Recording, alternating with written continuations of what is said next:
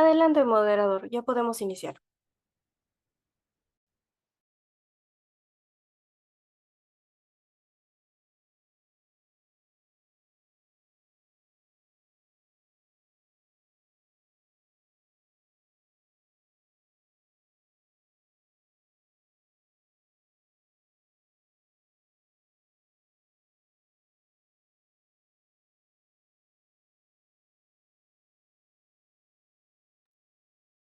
A ver, esperamos un momento, por favor.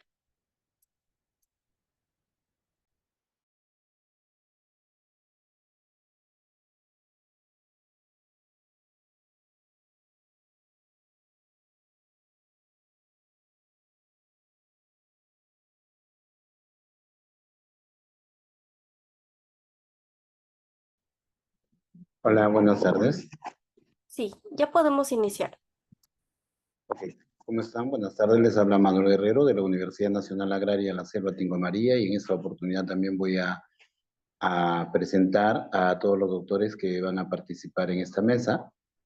En primer lugar, digamos, se encuentran el doctor Pablo Ruiz, también se encuentran, a ver, vamos a ver, la doctora Rosana Rivas, el doctor Juvenal Paiva y el doctor Marco Rivera. Cada uno de ellos van a tener la disposición para poder desarrollar, aclarándoles de que son 15 minutos de exposición y 5 minutos para que puedan responder las preguntas de los participantes o quienes estimen conveniente hacer. Mencionarles de que luego de los 5 minutos que tengan, vamos a pasar al otro expositor. Y las preguntas se tendrán que desarrollar estrictamente a través del chat. Sin más preámbulos, me permito invitar al doctor Paulo Ruiz Grosso, es especialista en epidemiología y psiquiatría en la Universidad Peruana Cayetano Heredia. Posee una licenciatura en medicina humana obtenida en la Universidad Cayetano Heredia en el 2007, una maestría en epidemiología clínica con énfasis en métodos cuantitativos, también de la UPC en 2010, y un doctorado en epidemiología otorgado por la Universidad Federal de Pelotas, Brasil, en el 2014. Su experiencia laboral ha trabajado como profesor adjunto de la Facultad de Medicina de la Universidad Federal de Río Grande, en Brasil, donde además fue docente en el programa de posgrado en salud pública y ha sido profesor de la Facultad de Medicina de la Universidad Científica del Sur en el Perú. Con este currículum, inmediatamente, siendo las 14:10, o perdón, las 16:10, vamos a dejar en el uso de la palabra al doctor Paulo Ruiz Grosso. Adelante, doctor. ¿Qué tal? Buenas tardes. Muchísimas gracias. Más bien, solamente para aclarar, yo no hice el doctorado en la Universidad de Pelotas, yo lo hice acá en la Universidad Cayetano Heredia. Tampoco soy profesor de la Científica del Sur y tampoco trabajo en la Universidad de Pelotas. Deben haber tomado la afiliación de mi amigo Cristian Loret de Mola, que ha publicado algunos artículos conmigo. Seguramente ahí ha sido la equivocación, pero yo soy profesor de Cayetano al momento y trabajo en el Instituto Nacional de Salud Mental, así que, pero encantado de estar con ustedes. El día de hoy quería presentarles los resultados de una investigación de la cual nosotros consideramos que hemos aprendido mucho, tanto por los resultados de la investigación como por la metodología y por cómo el potencial uso. Y es una aplicación sencilla, ¿no? Algo que se hace de un tema que podría parecer que ya está saturado, que no hay muchas más cosas que saber. En el contexto de este trabajo es que yo me encuentro involucrado en el grupo de tuberculosis del Instituto Nacional de Medicina Tropical Alexander von Humboldt de la Universidad Cayetano, en donde hacemos investigación, bueno, referente a tuberculosis, pero desde mi parte de la interacción que hay entre los factores relacionados con problemas de salud mental y tuberculosis.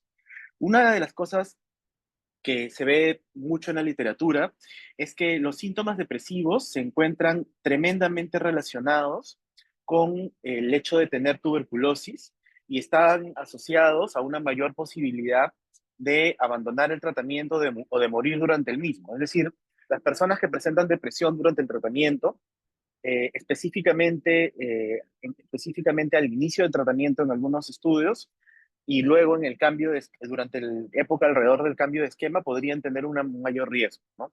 Ahora, ¿cuál es el problema? Que a pesar de que hay intervenciones que han demostrado que podrían ser factibles para poder aliviar síntomas de depresión, una de las maneras más comunes y más costo eficaces que tenemos de medir los síntomas depresivos es a través de escalas. El problema es que, como vemos en esta diapositiva, donde al lado derecho ustedes pueden ver los ítems de la escala del PHQ-9, muchos de los ítems que caracterizan a la depresión o muchos de los síntomas que caracterizan a la depresión en esta escala, como por ejemplo sentirse cansado, tener dificultad para dormir o sentirse cansado, ¿no? Sin energías. Todos estos síntomas pueden ser también secundarios a la infección por tuberculosis, a la etapa, digamos, más sintomática de esta infección. Entonces, nosotros nos llamó la atención que podría haber una discrepancia importante entre la cantidad de depresión que se reporta, que en algunos estudios es muchísimo más alta que la población general. En población general, el porcentaje de personas con un cuadro depresivo mayor debería ser alrededor de 6%, 3% en hombres, más o menos, 3,5% en hombres. En cambio, en personas con tuberculosis, muchos de ellos, sobre todo los MDR, suelen ser hombres, la cifra puede llegar hasta 30 o 40%. Entonces, una de las cosas que nosotros pensamos es que muchas de las personas que están llenando estas encuestas cuando están con tuberculosis, no es que estén deprimidos necesariamente, sino que hay algunos síntomas que están ahí por la tuberculosis y que poco a poco estos síntomas se van limpiando y la probabilidad de ser detectado como alguien con depresión va disminuyendo. Por otro lado, también, ¿no? La interacción que hay entre la respuesta inflamatoria y los síntomas depresivos podrían hacer que mientras más reacción inflamatoria haya, también más expresen síntomas depresivos en sí mismos. Pero como no son confiables, podrían ser necesario utilizar otro set de síntomas o algunos síntomas excluirlos para poder medir de manera adecuada quién tiene o quién no tiene un cuadro depresivo. Esto pasa, por ejemplo, también con el periodo posparto. En el periodo posparto existen alteraciones en el sueño, existen alteraciones en las energías, ¿no? Hay una serie de problemas somáticos que hicieron que se valide la escala de depresión posparto de Edimburgo, que está en uso hace ya muchísimos años, ¿no? Entonces, nosotros lo que quisimos preguntarnos es si existe algún conjunto de ítems que proceden de escalas que ya sean conocidas, que ya son conocidas, que podrían ayudarnos a identificar con mayor precisión a personas con depresión en el contexto del tratamiento para tuberculosis, ¿no?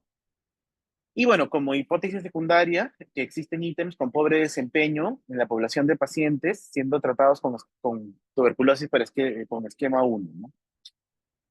Lo que hicimos fue, en un primer momento, tratamos de conseguir la mayor parte de escalas que existen. Encontramos 8 que son las más utilizadas, 7 que son de las más utilizadas y una adicional que se validó acá en el Perú. Y lo que hicimos fue hacer una exploración con 3 psiquiatras que tienen experiencia en validación de instrumentos para seleccionar qué ítems aparecen. O sea, lo que nosotros quisimos hacer es hacer una lista de síntomas que están siendo medidos en las escalas, tratando de ser lo más inclusivos posible. Es decir, si 2 ítems se parecían un poquito, poníamos los 2 para poder, digamos, no ponerlo, no excluir ninguno de los síntomas, ¿no? O sea, por ejemplo, hay algún ítem que tiene que ver con estar deprimido directamente y hay otros ítems que tienen que ver con estar triste. Estos 2 términos se colocaron, ¿no? O sea, no se asumió que los 2 medían lo mismo porque psicopatológicamente tampoco lo son, ¿no? Luego de eso se hizo la extracción de los ítems y por consenso se hizo una lista de 58 ítems, ¿no?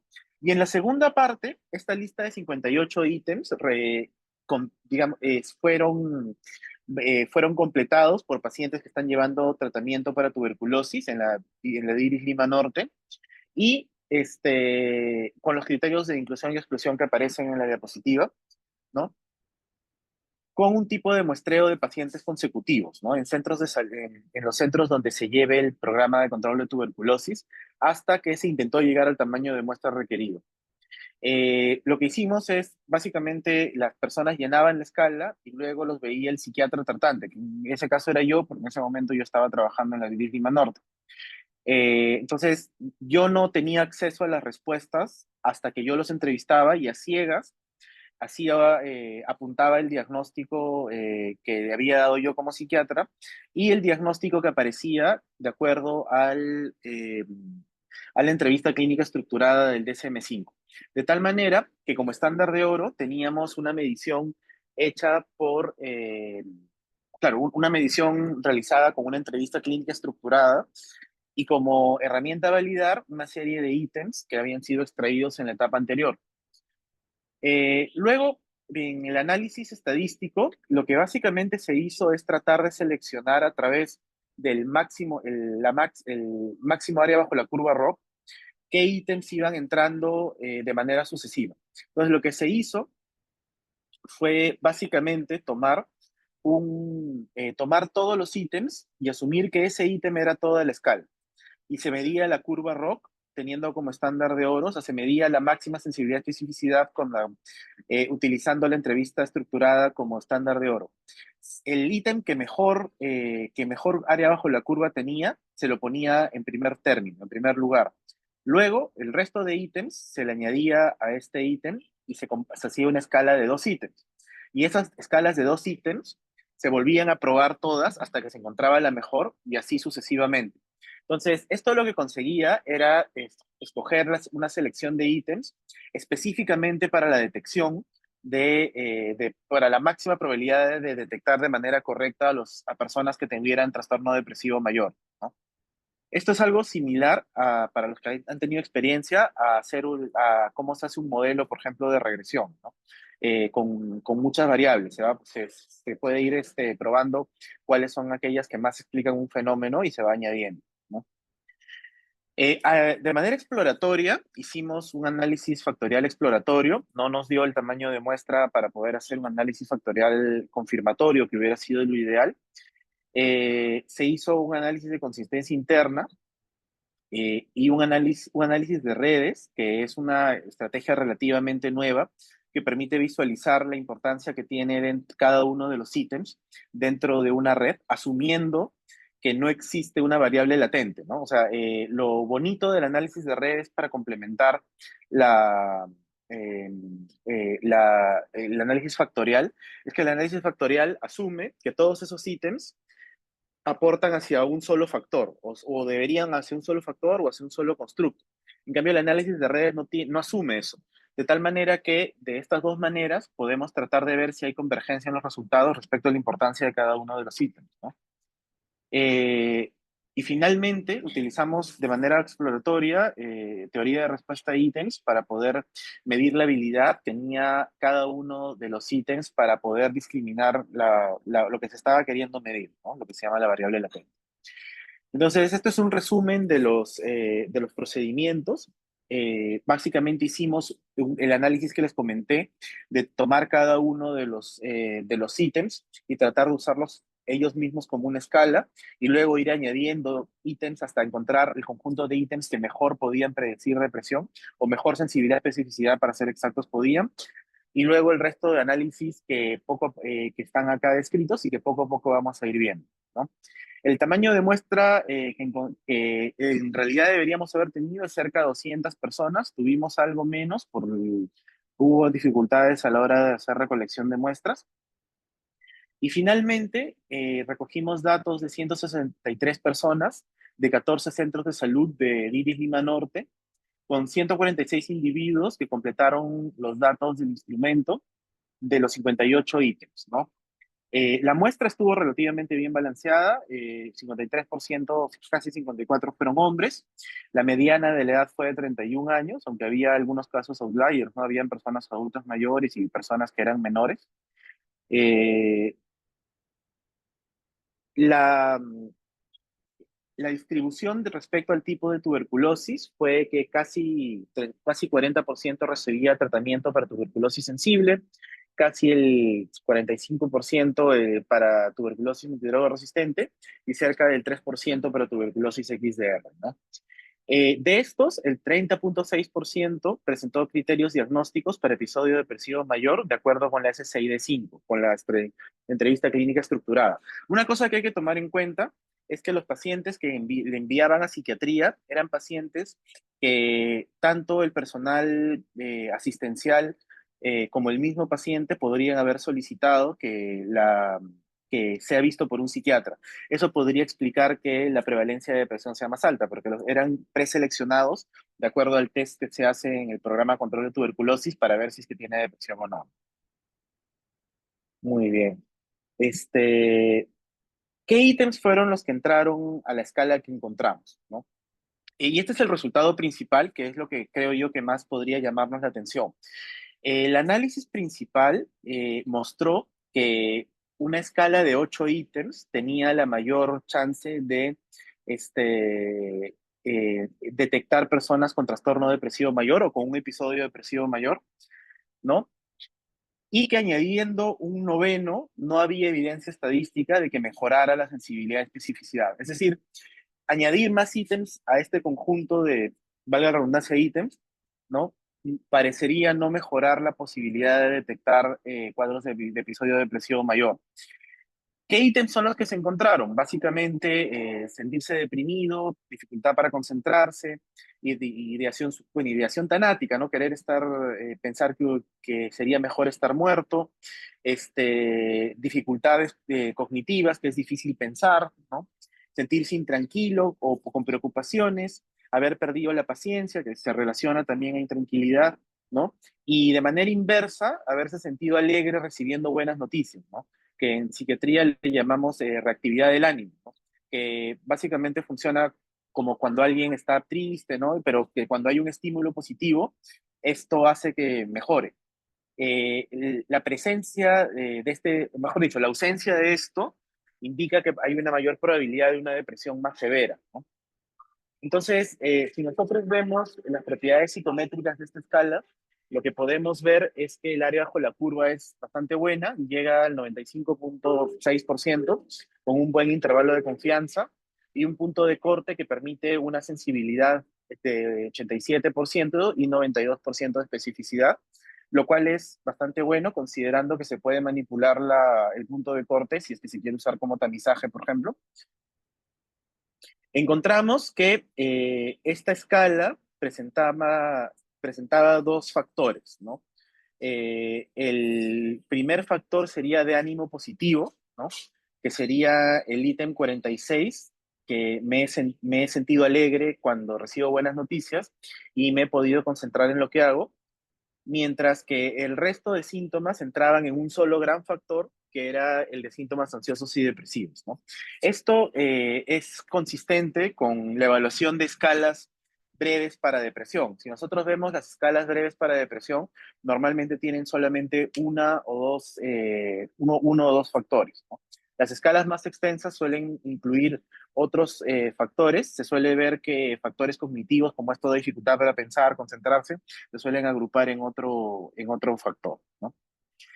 Lo interesante es que el análisis de redes nos mostró que, digamos, de manera visual, los ítems 46 y 48, como pueden ver al lado izquierdo del poliedro que está ahí, tenían una relación inversa visualizada por las flechas rojas, ¿no? Y que el ítem más central era el ítem 2, que es me he sentido deprimido. Aunque parece bastante obvio, ¿no? El ítem de estar deprimido, o sea, el preguntarle a alguien si se ha sentido deprimido, en general, en muchos estudios se ha encontrado que en sí mismo es un ítem muy valioso.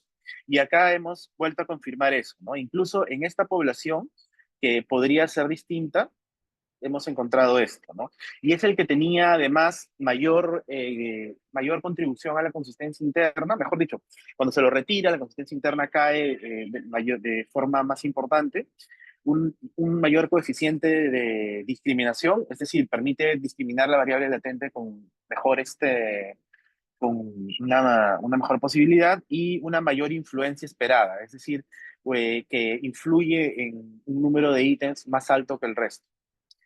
Luego se hizo el análisis factorial exploratorio de los 58 ítems tomados juntos, ¿no? Y lo que encontramos fue algo muy similar a lo encontrado en otras validaciones, en el cual se agrupan síntomas de ánimo negativo, síntomas de ansiedad, en este caso también acompañados con insomnio, síntomas de ánimo positivo y síntomas cognitivos y volitivos, ¿no? Una cosa interesante, no tengo acá la diapositiva, pero los síntomas que habíamos mencionado inicialmente del PHQ-9 que podrían traer problemas en la discriminación, no se encontraron la mayor parte de ellos dentro de los ítems que se les seleccionaron como importantes. Es decir, estar cansado, sentir placer, ¿no? Tener dificultad para dormir, tener problemas con el apetito, no se encontró que son ítems que podrían ser útiles dentro de este grupo, ¿no? Finalmente, a partir de una crítica que se hizo al procedimiento que mencioné primero, que es agarrar y seleccionar ítems solamente por el máximo área bajo la curva ROC, es que se pierde representación de factores. Para solucionar eso, lo que hicimos fue construir un par de escalas a partir de los 58 ítems, respetando los ítems que provenían de cada uno de los 4 factores que se obtuvo de la escala de 58 ítems o del instrumento de 58 ítems. Y lo que se encontró es que hubo una escala de 5 ítems, que en este caso le hemos puesto escala 3, y una escala de 21 ítems, que en este caso serían la escala 2, que preservaban digamos, permitía que hubieran representantes de todos los factores identificados inicialmente. Y lo que encontramos fue muy interesante. Lo que encontramos fue que la mayor parte de estas escalas podrían funcionar, ¿no? La que peor funciona, de hecho, es la escala de 58 ítems, es decir, tener 58 más ítems no necesariamente mejora la capacidad de detección, más bien la que mejor estaría detectando en términos absolutos sería la escala de 21 ítems, pero realmente no hubo ninguna diferencia, ¿no? Estadísticamente significativa con la escala de 5 o con la escala de 2 ítems, de la escala de, perdón, de la escala de 5, con de 8 o con la escala de 5 ítems. ¿No? En este es el cuadro que muestra la comparación entre curvas ROC y tomando en cuenta las limitaciones que son ahí evidentes, ¿no? Que un tamaño de muestra, nuestro tamaño de muestra implica que el intervalo de confianza ha sido un poco más extenso de lo que nosotros pensamos y que participaron solamente aquellos referidos por el personal de salud, ¿no? La escala era bastante extensa, 58 ítems, que podría haber ocasionado una fatiga a la hora de responder. Sin embargo, lo que se trató de hacer es tener 3 versiones aleatorizadas de ítems, de manera que si hubiera algún error sistemático por esto, se distribuyera entre estas 3 versiones, ¿no? Y bueno, como cosas que creo que se aporta es, primero que nada, que este estudio lo que muestra es que en efecto hay síntomas que son estructurales de la depresión y que no necesariamente son solamente los que están en escalas para medir depresión. Hay evidencia que el PHQ-9 o el PHQ-2, por ejemplo, que son escalas ampliamente utilizadas, deberían funcionar bien en población general. Sin embargo, en un contexto clínico como el que muchas veces nosotros tenemos, donde hay una alta probabilidad de tener síntomas parecidos a la depresión, como por ejemplo problemas con el apetito, problemas con de cansancio por otro motivo, sé yo, anemia o alguna enfermedad inflamatoria crónica, ¿no? Debería poder refinarse qué ítem se utiliza, de manera que se tenga una mejor probabilidad de poder detectar personas con depresión y no sobrediagnosticar los cuadros depresivos, ¿no? Hay 2 síntomas cardinales de la depresión, cardinales, que son la anedonia y el cansancio, que no fueron incluidos en las versiones de estas escalas que resultaron más favorecidas con un mayor área bajo la curva ROC, ¿no? Y Hola. sería básicamente esto, ¿no? Ya. Quedo pendiente de algunas preguntas que pudieran haber entonces. Muy bien. Vamos a ver. Yo quiero pedirle, por favor, doctor, si tuviese la gentileza de ver el chat para que usted mismo pudiera Tal vez Claro, resolver claro. si, por Con favor. gusto, con muchísimo gusto. Dame un segundo, por favor. Sí, las preguntas van a ser respondidas al final de las exposiciones. Por favor. Ah, entiendo. Ujú. Perfecto. Sí, muchas Entonces gracias. quedo pendiente. Gracias. Sí, Ok, gracias. perfecto. Muy bien. Muchas gracias por su exposición. Entonces vamos a ir a la segunda conferencia. En esta oportunidad vamos a presentar a la máster en Ciencias en Gestión, Rosana Rivas.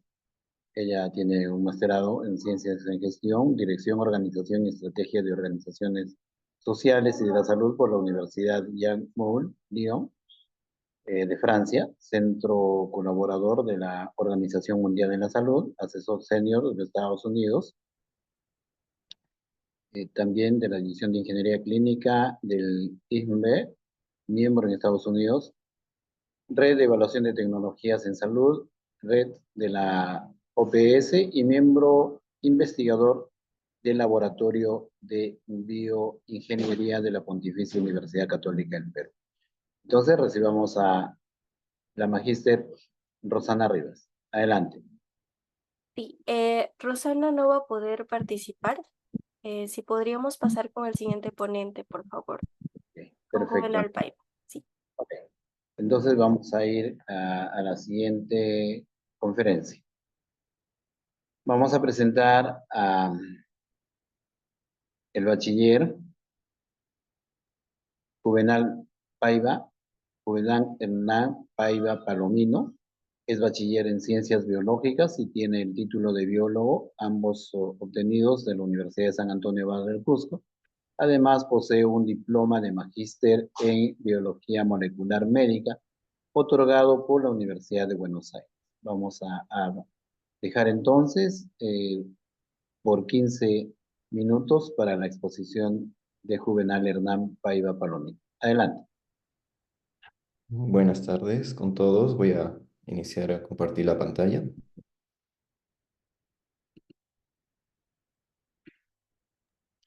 Mientras comparto, sí, muchas gracias por la presentación. Bueno, yo soy Juvenal Paiva, sí, como dijeron, soy bachiller en Ciencias Biológicas, biólogo, eh, máster en Biología Molecular Médica y doctor en Ciencias Biológicas con mención en Biología Molecular, obtenidos por la Universidad de Buenos Aires. Actualmente me desempeño como docente investigador en ACID en la Universidad Andina del Cusco. Quiero agradecer antes de iniciar mi ponencia a la Red Peruana de Universidades por permitirnos realizar esta ponencia y poder dar una parte de una investigación que se desarrolló en el exterior, la cual titula Identificación de nuevas mutaciones en el gen de ADAMS13 responsables de la enfermedad de púrpura trombocitopénica trombótica. Respecto a los conflictos de interés, es importante mencionar que el presente trabajo se ha desarrollado en el Instituto de Investigaciones Hematológicas Mariano R. Castex de la Academia Nacional de Medicina de Buenos Aires, que es un instituto o una institución grande que desarrolla investigación con la cual estamos creando vínculos de amistad y relaciones para desarrollar muchas más investigaciones de alto impacto referente a la parte de hemostasia y trombosis principalmente. La púrpura trombocitopénica trombótica es una enfermedad rara y altamente mortal, que tiene que ser tratado principalmente dentro de las 24 horas. Se caracteriza por una pentada de síntomas clínicos debido a la deficiencia que puede ser adquirida o congénita de una metaloproteasa circulante denominada ADAMS13. Dentro de los síntomas clínicos, al ser parte del grupo de microangiopatías trombóticas, comparte un cuadro clínico muy similar, por ejemplo, con el síndrome urémico hemolítico atípico, en los cuales se caracterizan por una trombocitopenia severa y anemia hemolítica microangiopática, con hemólisis, presencia de esquistocitos en frotis de sangre periférica, altos niveles de lactato deshidrogenasa, creatinina alta, descenso de aptoglobina y descenso de hemoglobina. Es una enfermedad multiorgánica y altamente mortal. Si bien no se tiene una incidencia clara en Latinoamérica, porque no hay reportes claros, obteniendo la incidencia de Europa y de Estados Unidos, esta tiene de 3 a 4 casos por cada 100.000 personas. Se presenta, como les decía, como una pentada de cuadros clínicos que comparte también fiebre de disfunción neurológica, principalmente con cefaleas, astralgias, mialgias, cuadros desorientados, pérdida de conocimiento, e inclusive en casos severos con ACV. La insuficiencia renal es muy baja, ¿no? Hay casos aislados que pueden tener insuficiencia renal también, pero más que todo esta se encuentra relacionada con el síndrome arémico hemolítico atípico.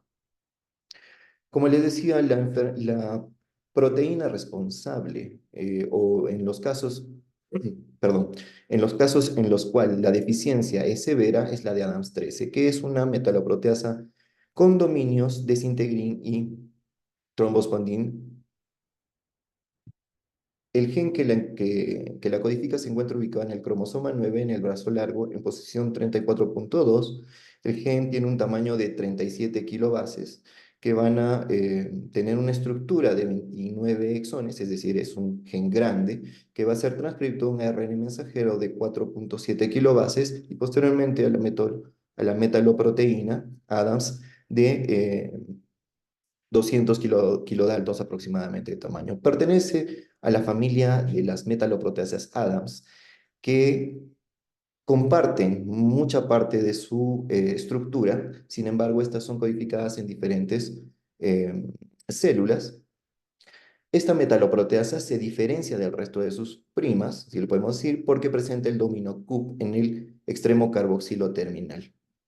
Y es importante porque este dominio Q es uno de los primeros que van a terminar relacionándose con la proteína sustrato, que va a ser el factor von Willebrand. Este factor von Willebrand es una proteína cuyas funciones van a ser permitir la agregación y activar a las plaquetas, asimismo, proteger al factor 8 de la degradación y llevarlo hasta los sitios de injuria en la microvasculatura. Entonces, por un lado, este dominio Q protege a la propia Adams 13, que se encuentra en su estructura cuaternaria circulante de forma normal, y cuando encuentra el factor von Willebrand, que también tiene expuesto no solo los dominios de reconocimiento con la Adams 13, sino un dominio de reconocimiento con el colágeno, gracias a las fuerzas de cizallamiento, fuerzas de shear stress que se dan en la microvasculatura, terminan linealizándose y exponiendo los dominios de reconocimiento entre ambas, principalmente para poder ubicar al dominio metaloproteasa que se encuentra en el extremo carboxilo terminal y que pueda reconocer el sitio de corte que se da entre la tirosina 1605 y, 1600, y metionina 1606 del factor von Willebrand. Este factor von Willebrand es una proteína muy grande que está constituida de forma multimérica y cuya presencia va a terminar acarreando la captura de las plaquetas circulantes. Cuando existe una lesión en la microvasculatura, este factor von Willebrand termina uniéndose al colágeno y capturando plaquetas para que se realicen sus funciones normales, ¿no?, de cierre de la lesión. Pero cuando los multímeros son extremadamente grandes, estos terminan capturando demasiadas plaquetas, lo que genera que se formen los microtombos que posteriormente van a ser desprendidos y viajar a la microvasculatura, realizando justamente esa captura de plaquetas característica de la trombocitopenia y también reduciendo la luz de paso en la microvasculatura, generando la ruptura mecánica de los glóbulos rojos, característico de una anemia hemolítica microangiopática.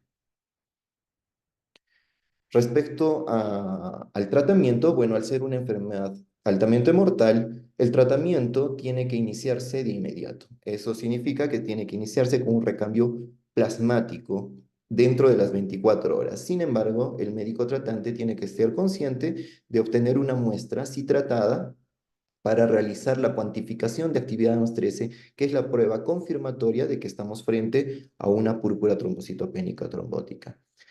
Los valores normales están entre 40 y 130. Sin embargo, los pacientes con púrpura trombocitopénica trombótica presentan valores por debajo de 10%. La púrpura trombocitopénica trombótica, como les dije, puede ser de tipo congénita o adquirida. La mayoría de los casos se trata de una PTT adquirida. Por consiguiente, tenemos que realizar también la cuantificación de los niveles de IgG circulantes que son del tipo inhibitorio de la ADAMTS13. Por otro lado, también se realizan en laboratorios especializados la cuantificación de los anticuerpos precipitantes del tipo IgA y IgM. En los casos congénitos es importante también o ayuda bastante la cuantificación del antígeno de ADAMTS13 para saber si existe ADAMTS13 en circulación. Y el análisis multimérico que también se realiza en laboratorios especializados que no mide propiamente la ADAMTS13, sino que de manera indirecta podemos visualizar si existe acción del ADAMTS13 por ausencia o presencia de los múltiplos extra grandes que son altamente trombogénicos. Con estos análisis se puede determinar un algoritmo de trabajo, que lo que hicimos es modificar el algoritmo presentado por Joel en el 2017 para poder determinar si estamos frente a una PTT adquirida o a una PTT congénita. En este caso, el rastreo molecular se realiza a los pacientes con un cuadro compatible con una PTT congénita. Significa que tiene valores por debajo de 10% de actividad 13 y que tuvieron valores por debajo de 15 unidades por decilitro de IgG. Esto inicia con la extracción de ADN a partir de sangre obtenida anticoagulada con esta. Se realiza la amplificación de los 29 exones que constituyen el gen, ya que no existe un sitio hotspot donde se vea una mayor predisposición de presencia de mutaciones o lo que se llama actualmente como variantes genéticas causantes de enfermedad. Posteriormente se realiza una secuenciación, ya sea por las técnicas NGS, ¿no? Generation Sequencing, o por la técnica común de la secuenciación por la técnica de sangre. Ya yendo al trabajo propio que realizamos, se hizo un análisis retrospectivo de muestras de 371 pacientes con clínica compatible de microangiopatía trombótica. Se obtuvieron plasma citratado con inhibidores de proteasas y sangre entera anticoagulada con esta al 2% para realizar el estudio molecular. Del N inicial de 371, terminamos obteniendo una población de 89 pacientes compatibles con púrpura trombocitopénica trombótica. Sin embargo, realizando los estudios de análisis de anticuerpos IgG, terminamos con una población reducida de 26 pacientes. Recuerden que la PTT es una enfermedad rara, ¿no? Con estos 26 pacientes, utilizando el algoritmo previamente mencionado, volvimos a repetir o buscar algún responsable de esta baja actividad. En este caso, 10 de estos pacientes presentaron título alto de IgG, dos pacientes presentaron título alto de IgG, 2 presentaron título alto de IgM, 2 de IgA y 4 obtuvieron valores por encima de 30% compatible con anticuerpos inhibidores o neutralizantes. Por ende, nuestro N se redujo a tan solo 16 pacientes con un fenotipo claro de una PTT congénita. Realizando los estudios moleculares, encontramos e identificamos 21 variantes causantes de enfermedad, de las cuales 13 eran nuevas, es decir, 13 no habían sido reportadas en la bibliografía. Eso fue bastante llamativo. Y por curiosidad, bueno, volvimos a realizar el estudio molecular, o en realidad realizamos el estudio molecular a estos 10 pacientes que habían sido retirados por presencia de anticuerpos, y nos dimos con la sorpresa que 5 eran portadores de variantes genéticas nuevas, ¿no? 4 eran portadores de polimorfismos que estaban relacionados con baja actividad y tan solo uno no presentó ningún tipo de variante ni polimorfismo. De estas 2 mutaciones nuevas, de estos 5 pacientes portadores, que obviamente eran en heterocigosis simple, según los modelados que se realizaron o estudios in silico, estos ganaban un antígeno a nivel de complejo mayor de histoncopalidad tipo 2, mientras que otro perdía un epítopo de unión débil al haplotipo HLA-B. Algo que tengo que recordar es que la PTT congénita es una enfermedad autosómica recesiva. ¿Qué significa? Que tiene que tener la inactivación de los 2 alelos, ¿no? Para que, mediante variantes causantes de enfermedad, para que se desarrolle la enfermedad. En este caso, en la secuencia que codificaba las trombospondinas 2 a 8, encontramos una mayor cantidad de variantes, tanto en varones como en mujeres, seguido por la secuencia que codificaba al dominio metaloproteasa y posteriormente los dominios Q, que esto era compatible con los resultados que se habían publicado previamente, ya que existe la combinación de estas variantes. Como les decía, el paciente con PTT congénita tiene que tener un tipo de herencia autosómica recesiva, y vimos de que sobre todo las variantes causantes de enfermedad que se encontraban a nivel de los dominios metaloproteasa, es decir, de los dominios que estaban cerca al dominio a la región carboxilo terminal, tenían una incidencia mucho más grande con la presentación del cuadro clínico. En el caso de los varones, la mayoría de ellos presentaban cuadros compatibles con PTT antes de los 10 años, y en su secuenciación se pudo observar que en la mayoría tenían variantes causantes de enfermedad en los dominios metaloproteasa. Lo contrario pasaba con el caso de las mujeres, porque ellas, la mayoría de los cuadros clínicos presentaban en edad adulta, y en casi todos los casos el desencadenante fue el embarazo. Casi todas las pacientes presentaron la siguiente mutación o variante causante de enfermedad, que era la arginina, o el cambio de una arginina en posición 1060 por un triptófano, 2 minutos. acompañado de otro tipo de variante causante de enfermedad, que era compatible con lo que ya se había publicado previamente el 2014 por Scully y también el 2017 por Fujimura. Entonces, perdón, Dos eh, minutos, por favor. perdón, sí, 2 minutos le quedan. exacto. Bueno, hasta ahí ya nosotros tenemos lo que es la identificación de las mutaciones para determinar si era un paciente congénito o no. Pero lo importante es realizar la investigación, es decir, ponerle el punto final a esto. Y esto lo realizamos con el uso de software de predicción, entre ellos Polyphency Mutation Tester. Utilizamos 12 incílicos, también el modelado de las estructuras de estas proteínas resultantes para determinar si podrían o no unirse a la proteína resultante, que era el factor von Willebrand. Y también realizamos la mutagénesis citodirigida, que es la forma clásica de determinar si existe o no alguna proteína alterada, mediante el cultivo y transfección de estos clones de proteínas. Se obtuvo el medio de cultivo y también el lisado de las células para poder determinar si la proteína resultante podía retenerse a nivel del aparato de Golgi o podía ser liberado, pero en una forma inactiva. Ya para finalizar,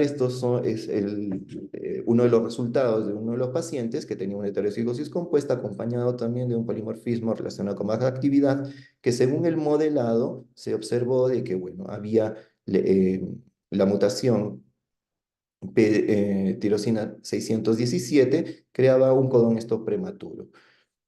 El análisis por Western blot determinó de que sí existía liberación de la proteína, pero era una proteína corta y trunca.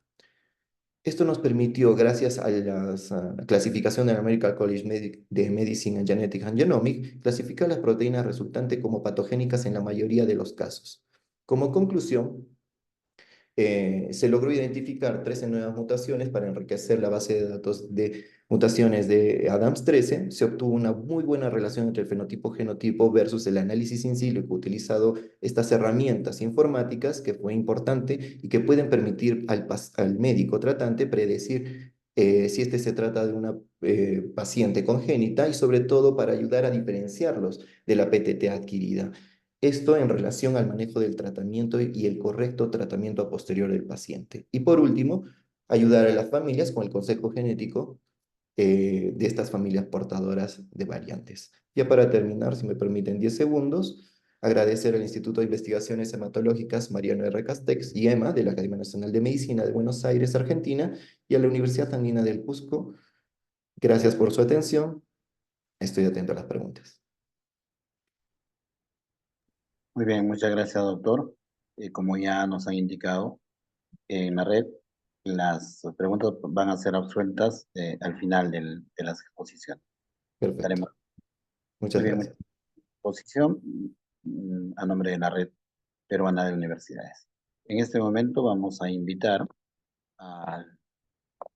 vamos a invitar al doctor Marco Rivera, biólogo, microbiólogo con maestría en microbiología clínica, doctorado en ciencias biomédicas y doctorado en ciencias con mención en ciencias veterinarias, cátedra con CITEC en sanidad animal en Cajamarca, con entrenamiento postdoctoral en técnicas de biología molecular en la Universidad de Córdoba, España, y en la Universidad del Centro de Buenos Aires, también Argentina.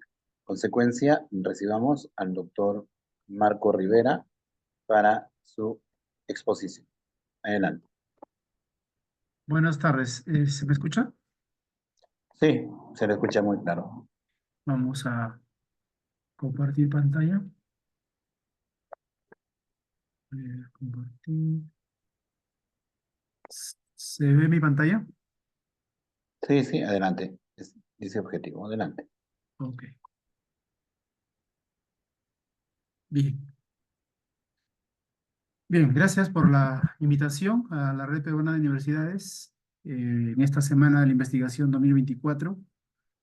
Lo que voy a compartir es un trabajo que hicimos aquí en Cajamarca relacionado a la infección por Helicobacter pylori, como dice el título, y los factores que encontramos asociados en una población de adultos de la Sierra Norte Peruana, de Cajamarca, ¿no? Eh, Bien, como sabemos, el cáncer gástrico es un problema, digamos, mundial. Es uno de los cánceres más comunes en el mundo. Eh, Su prevalencia afecta de diferente forma, en todo caso, en diferentes regiones de todo el mundo. Y uno de los factores a los cuales se ha asociado el cáncer gástrico es a la infección por Helicobacter pylori. Es considerada entonces la infección por Helicobacter pylori una de los factores más importantes, ¿no?, asociados con el cáncer gástrico. Y un detalle importante es que más del 50% de la población mundial está infectada con Helicobacter pylori, aunque no necesariamente la infección por Helicobacter pylori implique, por supuesto, el desarrollo de cáncer gástrico. Muy bien. En ese sentido, nosotros decidimos, dado que Cajamarca es una región con una importante incidencia de cáncer gástrico, y desde el punto de vista biológico, yo soy biólogo de profesión, presentamos un proyecto para obtener algo de financiamiento, implementar, hacer diagnóstico por cultivo de Helicobacter pylori, porque además queríamos observar algunas características, digamos, de esta bacteria tan importante y asociada con el cáncer gástrico. Eh, Como dije, más del 50% de la población mundial está infectada por Helicobacter pylori. Las prevalencias varían en realidad según la región y en muchos casos según las condiciones socioeconómicas. Esto de las condiciones socioeconómicas en el Perú es importante porque hay varios estudios que han asociado, digamos, las condiciones socioeconómicas con la infección por Helicobacter pylori. Eso quiere decir que las poblaciones de más bajos recursos son las poblaciones más vulnerables a esta infección. También hay que decir que en el Perú la mayor parte de los trabajos que se hacen fundamentalmente evalúan las prevalencias, y las prevalencias generalmente son evaluadas de manera por serología o por algunas pruebas que se pueden hacer, pruebas rápidas, ¿no? Y estas están más o menos bordeando el 63%, ¿no?, en cuanto a la infección por Helicobacter pylori. Y también hay estudios que en promedio más o menos nos dicen que es un poco más inclusive esta prevalencia en las poblaciones de bajos recursos económicos. Por otro lado, el cáncer gástrico, como dije hace un rato, es el quinto cáncer más frecuente en el mundo, la cuarta causa de muerte por cáncer en el mundo. Y la mortalidad en el país, en el Perú, hay algunos reportes que nos dan más o menos el promedio, un 19% de las muertes por cáncer gástrico, perdón, de los casos de cáncer es producido por cáncer gástrico. Y dentro de ese porcentaje probablemente esté la infección por Helicobacter pylori. Otro dato importante es que la mayor frecuencia que se ha encontrado en cuanto a la infección es en adultos varones. También en cuanto a los factores asociados, hay varios estudios que en el mundo que asocian el fumar, ¿no? El consumo de agua no tratada, el consumo de bebidas alcohólicas también, ¿no? El bajo nivel educativo, el bajo ingreso económico familiar, serían los factores asociados a Helicobacter pylori. En el Perú no hay mucha de esta información, no hay muchos estudios sobre esto, y algunos, o la mayor parte de estos estudios todavía dejan algunos vacíos. Lo que sí sabemos es que, o sospechamos que uno de los elementos involucrados en la transmisión por el Helicobacter pylori sería el agua que consumimos, ¿sí? Que consumimos en general, pero sobre todo aquella agua que se consume en los lugares más, probablemente de condiciones económicas más bajas. Entonces, dada toda esta información, nosotros nos hemos planteado o nos planteamos, voy a mover algo que está ocultando acá esto, una alta incidencia de este tipo de cáncer en Cajamarca, ¿no? Vemos, de acuerdo con los reportes, sobre todo los servicios hospitalarios que hay en Cajamarca, ¿no? Y algunos informes de campañas preventivas que se han realizado en algún momento, ¿no? En nuestra región. No se cuenta con casuística epidemiológica poblacional en el ámbito de la región, y eso también es una desventaja. Se necesita conocer en realidad la real magnitud del problema, no solamente seguramente en nuestra región, seguramente en todas las regiones de nuestro país, pero nosotros quisimos hacer esto en Cajamarca. Esta información o la información que se obtengan de estudios de este tipo puede ser útil, obviamente, para tomar de decisiones a nivel de las autoridades en las regiones, y de alguna manera también contribuyen a minimizar el impacto que la enfermedad puede tener en las poblaciones en general. Dado eso, nos planteamos como objetivo determinar la frecuencia y los factores asociados a la infección en personas adultas residentes en la ciudad de Cajamarca y de alguna manera contribuir con un granito de arena en este tema tan importante. ¿Qué hicimos? Bueno, el estudio es un estudio observacional, transversal y descriptivo. Trabajamos fundamentalmente con habitantes o personas mayores de 39 años, o en todo caso de 40 a más años, fundamentalmente de la zona urbana de la ciudad de Cajamarca. Nuestra muestra calculada fue de 310 personas. Sin embargo, debo indicar que solamente logramos muestrear 131 personas por diferentes motivos. Uno de los motivos más importantes fue que este estudio lo iniciamos en el 2020 y la pandemia pues vamos a decir, nos truncó un poco lograr el objetivo. Teníamos todo para el trabajo y justo en la mitad del trabajo la pandemia del 2020 nos detuvo. Es más, nosotros hace poco hemos culminado recién algunos de los pendientes con este estudio y estamos retomando otros, ¿no? Colectamos un buen número de biopsias, algo de 170 biopsias, como lo voy a mencionar más adelante, que fue parte del trabajo, pero no logramos culminar el análisis, ¿no? Y recién estamos retomando, digamos, ese trabajo. Pero bueno, al final solamente hemos hecho, digamos, un análisis de 124 personas adultas, de mayores de 40 años, mayores de 40 años o de 40 años. El estudio implicó aplicar una encuesta, ¿no? Una encuesta que fue validada y que constituye nuestra herramienta para tomar cierta información. Tomamos también información de la historia clínica de cada una de las personas. Fueron personas que tenían seguro o en todo caso personas que se atendían en el hospital regional por el MINSA. Se tuvo una ficha obviamente, para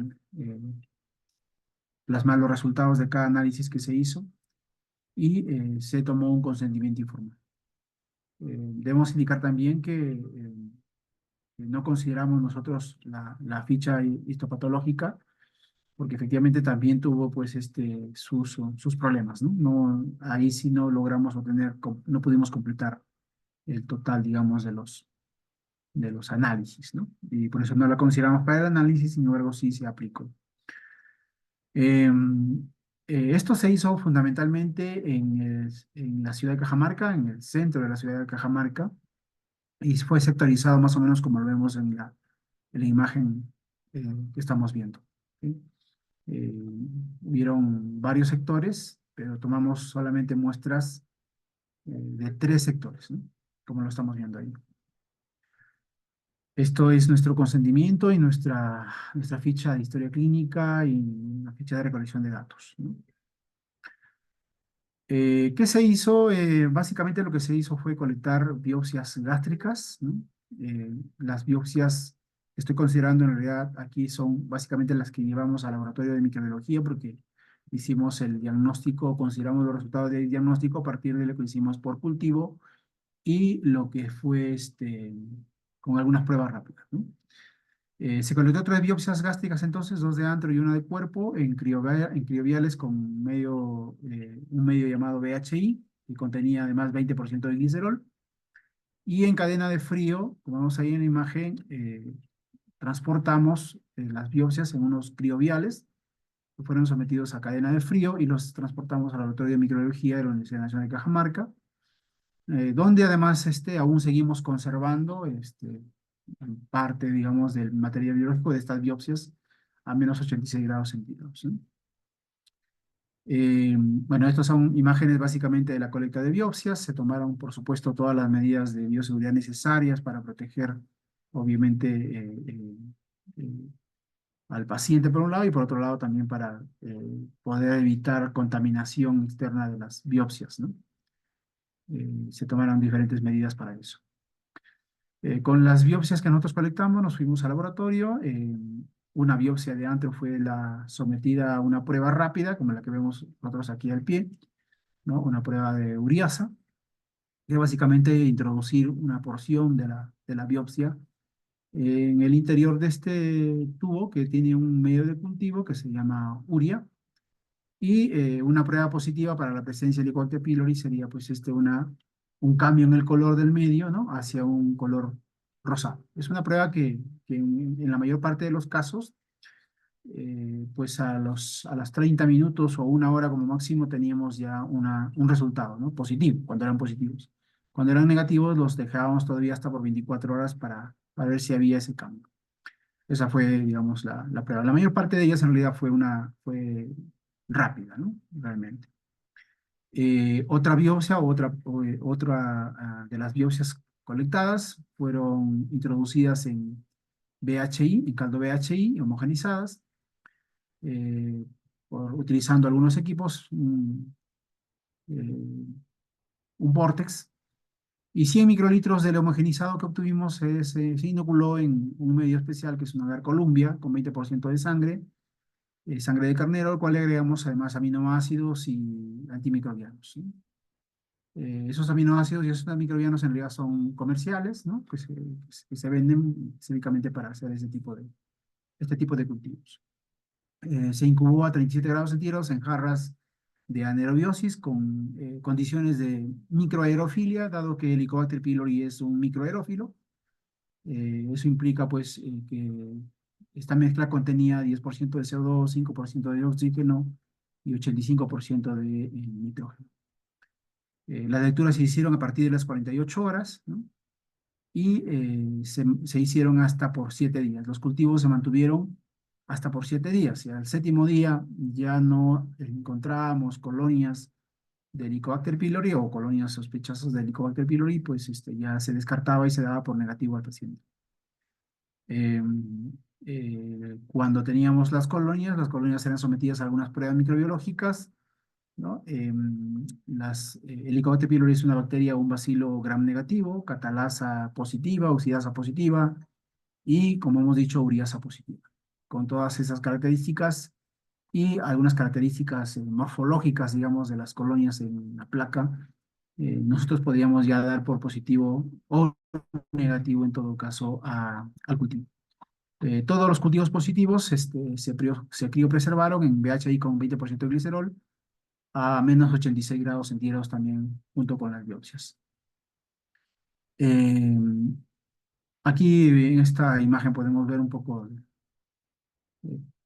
cuáles son las colonias o cómo eran las colonias, ¿no? Teníamos, la mayor parte de los pacientes teníamos con una densidad, aunque no hemos hecho un recuento, digamos, de las colonias, no hemos hecho un análisis cuantitativo de eso, pero muchos pacientes presentaban pues una cantidad interesante, importante de colonias, ¿no? En las biopsias que hemos colectado. Estas características morfológicas de las colonias, unas colonias translúcidas, pequeñas como gotas de lluvia que se ven sobre la placa y son difíciles de ver salvo a través de una luz especial, ya nos indicaban que estábamos obviamente con pacientes positivos. A partir de esas colonias, para confirmar que efectivamente son Helicobacter pylori, se hicieron algunos ensayos básicos de biología molecular, una PCR fundamentalmente, una PCR convencional o de punto final, utilizando algunos iniciadores específicos, en este caso los que vemos acá, y evidenciando a través de otro procedimiento que fue la electroforesis. El gen que utilizamos para confirmar, digamos, que estábamos frente a Helicobacter pylori fue el gen urea, ¿no? De más o menos 315 pares de bases. Doctor, un minuto, por favor. Sí, claro. Nuestro análisis estadístico, vamos a ir a nuestros resultados, no son muy extensos.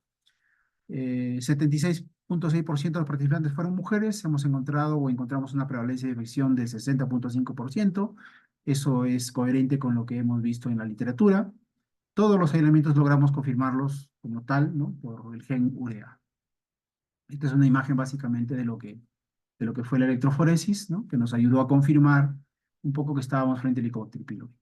Lo interesante de los factores que hemos encontrado es que hay dos factores, la edad, que estaría un poco asociada con la infección por Helicobacter pylori, y el antecedente de infección previa por Helicobacter pylori, que estaría asociado también con la infección, pero en este caso como si fuera un factor protector, ¿no? Eso podría tener sentido en los casos de los pacientes que al haberse hecho su diagnóstico y haberse tratado, cumplieron con su tratamiento y seguramente también pudieron mejorar un poco el cuidado, digamos, de sus hábitos de higiene y de alimentación que probablemente les ayudaron a mantener, porque eso es lo que encontramos, ¿no? El 66.7% de los pacientes que encontramos no tenían la infección, ¿no? Estoy hablando de los que no tenían la infección, perdón, y que fueron negativos, ¿no? Que fueron negativos. Dos de los factores, el antecedente de patología gástrica y el antecedente de infección previa por Helicobacter pylori, entonces los encontramos asociados como lo vemos en esta tabla. Nuestra conclusión ha sido que hay una alta frecuencia de infección por Helicobacter pylori y que la edad y el antecedente de infección por Helicobacter pylori son factores que están asociados en nuestra población aquí en Cajamarca. Seguramente necesitamos hacer otro tipo de estudios. Nosotros estamos justamente, como comenté al inicio, trabajando con estas cepas que tenemos y completando algunos de los análisis, digamos, de las biopsias que colectamos en aquella vez. Bien, eso es todo lo que podemos compartir. Gracias por su atención. Muy bien, doctor, muchísimas gracias. Entonces, agradecemos a todos los expositores que han tenido la gentileza de participar el día de hoy. Estamos, como ustedes recuerdan, en este evento organizado por la Red Peruana de Universidades, con la participación de todos los profesionales que han presentado sus trabajos. Y ahora sí podríamos pasar ya a la rueda de preguntas, si es que las tienen, por favor, que puede ser por el chat. Por el momento no hay ninguna pregunta que esté en el chat. Recordemos de que estamos en la mesa 7, Ciencias Médicas, de esta quinta semana de investigación de la Red Peruana de Universidades. Al parecer si hay preguntas, a ver, vamos a ver.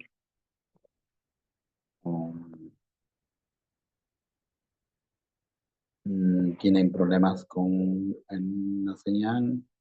Linda asistencia. Bueno, a ver, ya está el formulario para que registre su asistencia, por favor. ¿Cómo se relaciona la gastritis emotiva con respecto a la bacteria pylori? Sería para el doctor Rivera.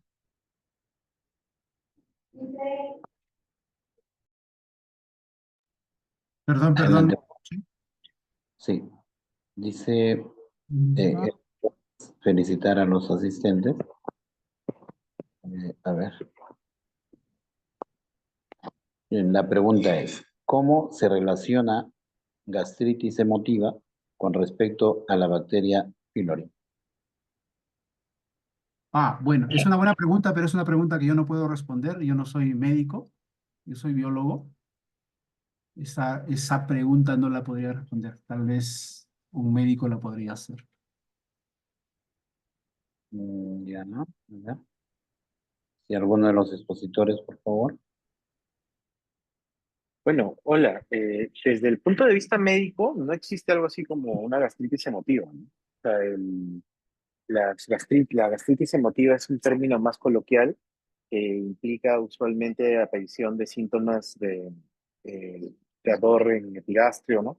Cuando hay un cuadro de ansiedad o cuando hay algún tipo de problema agudo, ¿no? Pero como diagnóstico, al menos hasta donde yo sé, no existen.